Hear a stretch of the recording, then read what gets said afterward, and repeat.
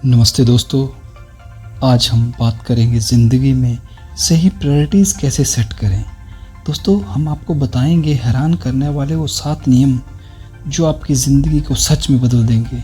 तो आइए दोस्तों शुरू करें। दोस्तों, क्या आपने कभी सोचा है, हम दिन भर भागते हैं, काम करते हैं और फिर भी रात को ऐसा लगता है कि आज कुछ अधूरा रह गया,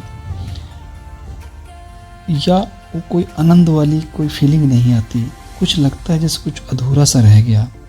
असल में दोस्तों, हमारी थकान, निराशा का कारण काम का बर्डन नहीं है, बल्कि लाइफ में हमारी सही प्रायोरिटीज़ का तय ना होना, उनका सही सिलेक्शन ना होना है। तो दोस्तों, आज हम बात करेंगे 7 ऐसे आसान और असरदार तरीके जो सक्सेसफुल लोगों द्वारा अपनाए गए हैं, जिनसे लाखों लोगों ने अपनी लाइफ, अपने जीवन को नई दिशा दी है।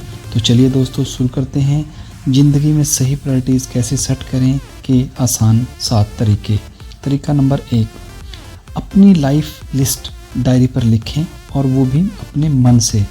दोस्तों, पहले साफ साफ डायरी पर लिखें कि आपके लिए सबसे ज़रूरी काम क्या है, किसके प्रति हमारे काम ज़रूरी हैं। क्या परिवार के प्रति, क्या हमारी सेहत ज़रूरी, क्या हमारा करियर ज़रूरी है, क्या हमें कोई स्किल अर्न करनी चाहिए, या हमारा लाइफ में कुछ पैशन है जो हमें करना चाहिए। इन सब चीज़ों को प्रायोरिटी वाइज, नंबर वाइज लिखना चाहिए। यह लिस्ट हमें यह याद दिलाएगी, बताएगी कि आपका, हमारा फोकस कहाँ और कितना होना चाहिए। दोस्तों, जैसे मैंने 2022 में जब अपनी प्रायोरिटीज़ लिस्ट बनाई, तो मैंने पाया कि 80% समय जो था मैं दूसरों के लोगों के कामों में लगा रहा था, और अपने असली गोल, अपने टारगेट की तरफ सिर्फ 20% समय दे रहा था। और तभी से मैंने अपने पूरी प्रायोरिटीज़ को बदलाव किया, अपने रूटीन को बदला, और मैंने तब से अपनी प्रायोरिटीज़ को लिखना शुरू किया। पॉइंट नंबर 2, अर्जेंट बनाम इम्पोर्टेंट का फ़र्क समझें। दोस्तों, तुरंत करने वाले काम यानी अर्जेंट कामों की लिस्ट अलग बनानी चाहिए, और लंबे समय तक किए जाने वाले काम ज़िंदगी में, उनकी लिस्ट अलग बनानी चाहिए। अक्सर हम ईमेल, फ़ोन कॉल, छोटे मोटे कामों में उलझकर जीवन के बड़े मकसद जैसे हेल्थ, फैमिली से दूर हो जाते हैं। दोस्तों, एक बार मैंने पूरा दिन व्हाट्सएप, फेसबुक में निकाल दिया, लेकिन अपनी बुक के प्रोजेक्ट की एक लाइन तक नहीं लिख पाया, जो कि मेरा एक लंबे बेनिफिट का काम था। तब मैंने सीखा कि ज़रूरी और तुरंत कामों के बीच का फ़र्क, और ये समझना बहुत ज़रूरी है। हमें भी तय करना चाहिए कौन से काम तुरंत करने वाले हैं और कौन हमें जीवन में लंबे दौर में काम आने वाले काम हैं, इसका तय होना ज़रूरी है। पॉइंट नंबर 3, सुबह की शुरुआत टॉप 3 प्रायोरिटीज़ के साथ करें। दोस्तों, दिन की पहली शुरुआत पूरी एनर्जी के साथ हमें करनी चाहिए। इसमें हमें 3 सबसे ज़रूरी कामों में लगाना चाहिए, जैसे मेडिटेशन, प्रे करना, या घर के छोटे मोटे कामों में शुरुआत करनी चाहिए। सुबह का पहला घंटा मोबाइल स्क्रॉल करने के बजाय हमें कुछ ऐसे कंस्ट्रक्टिव काम करने चाहिए, जैसे किसी पुस्तक का ड्राफ्ट डिज़ाइन करना चाहिए, ताकि इस तरह से सही काम में लगने पे वो निश्चित तौर पे वो काम हमारा कुछ दिनों में ही पूरा हो जाता है। पॉइंट नंबर 4, ना कहना सीखें, और वो भी बिना गिल्ट के कहें। दोस्तों, दूसरों को खुश करने के चक्कर में हम अपनी प्रायोरिटीज़ को खो देते हैं। जैसे दोस्तों, एक मीटिंग जो कि ज़रूरी नहीं थी ऑफिस में, उसके लिए मैंने ना कहा, और उस ना कहने से बेनिफिट ये हुआ कि मैं अपने बेटे के साथ ग्राउंड में जाके क्रिकेट खेल पाया, मैं अपने परिवार के साथ क्वालिटी टाइम स्पेंड कर पाया, और जो खुशी मुझे उस टाइम स्पेंड करने से मिली, वो शायद मैं उस मीटिंग में, जो कि इतनी ज़रूरी नहीं थी, वो अटेंड ना करके हुई।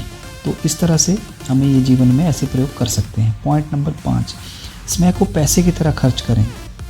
दोस्तों, हम अक्सर पैसे के पीछे भागते रहते हैं, और हमारे पास समय का एक ऐसा अकाउंट है जो 24 घंटे हमारे पास होता है, और हमारा बैलेंस उससे भरा पड़ा होता है।